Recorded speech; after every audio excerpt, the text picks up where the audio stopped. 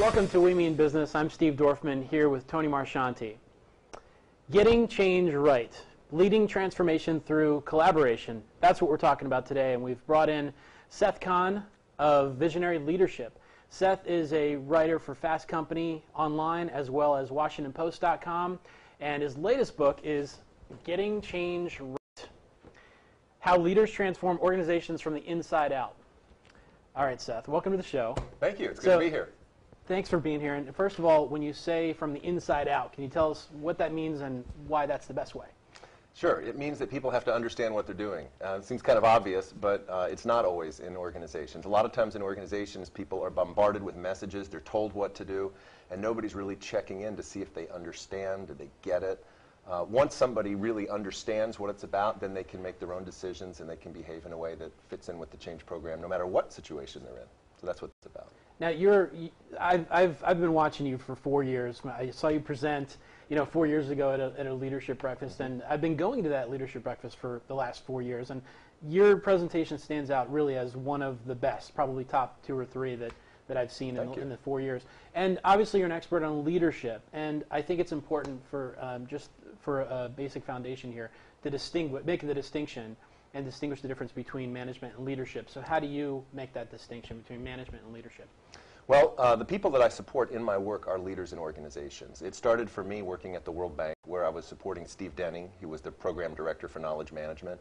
And then it led to working with Jim Wolfenson while he was president of the World Bank. And since that time, the support work that I've done on large-scale change programs is with the guy or gal who runs the organization.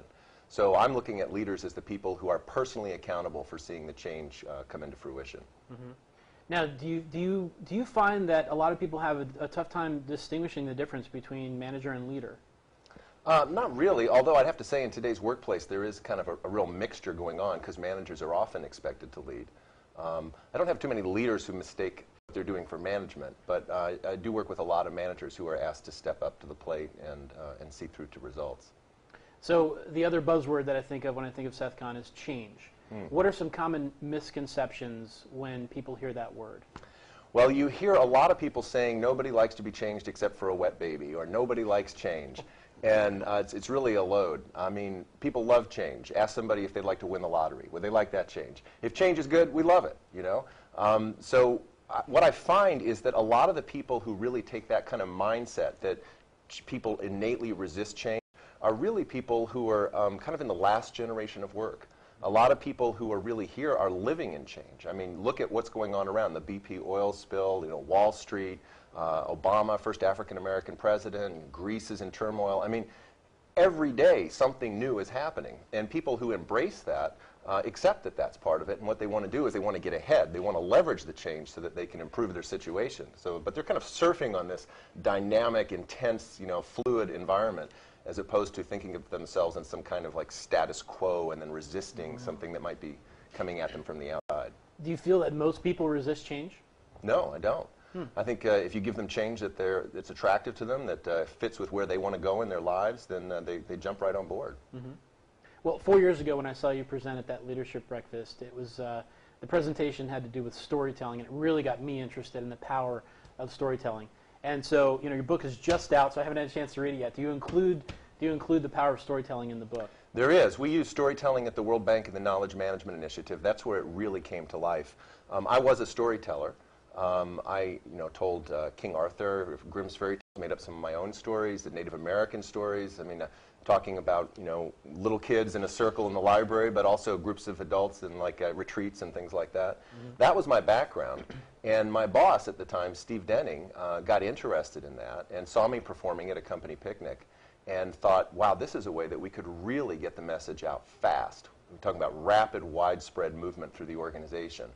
We convened a series of think tanks at the International Storytelling Center in Jonesboro, Tennessee, and we included Harvard, Lucent Technologies, Disney, Hewlett-Packard, Eastman Chemical sponsored it, Ernst & Young, and a number of other organizations. And we really took a good look at storytelling. And the little story about the think tanks is in there. And I do talk about how to use stories to spark change and also how to listen to stories, which is kind of the unsung complement to storytelling, is story listening.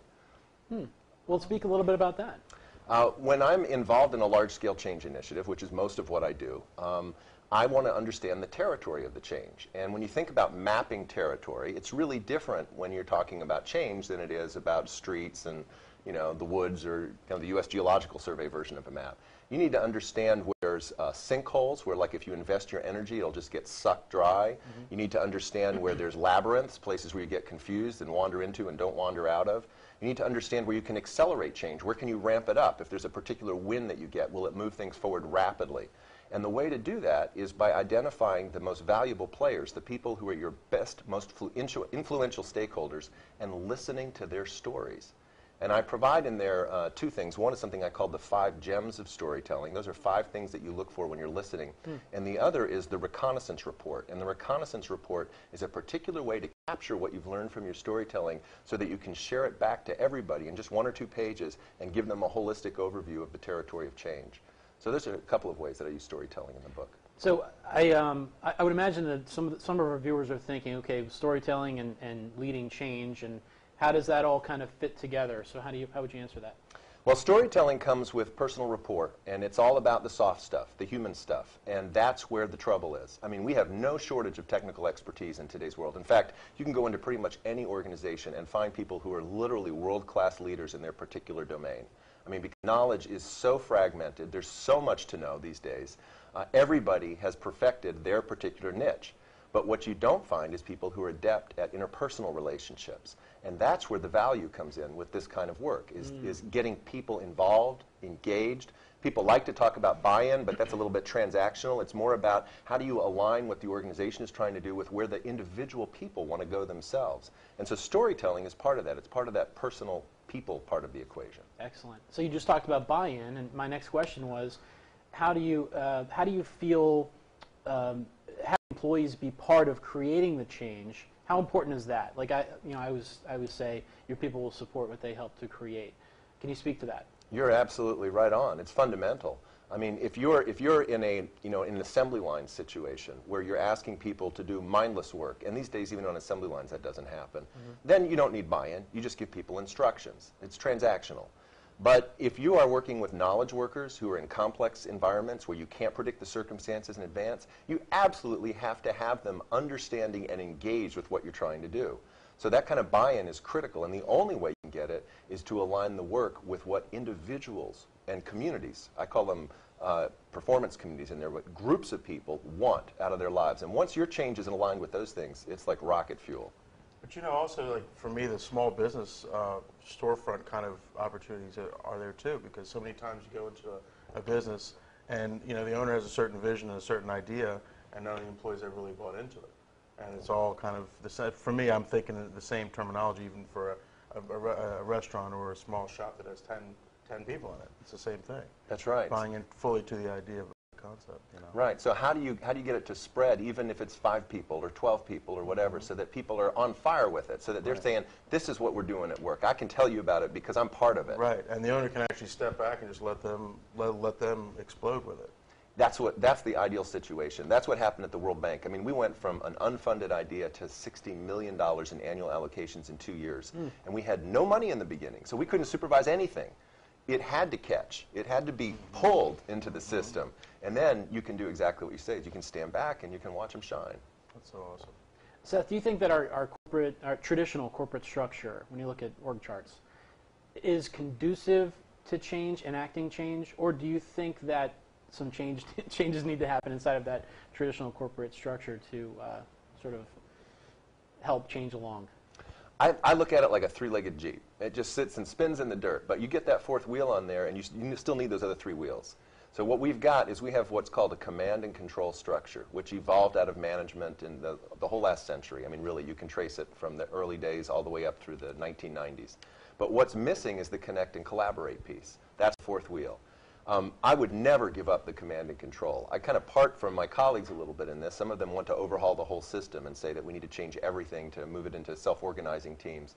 I'm not like that. I believe that command and control has a firm, strong place, but it has to be complemented by this heavy, soft, self-organizing component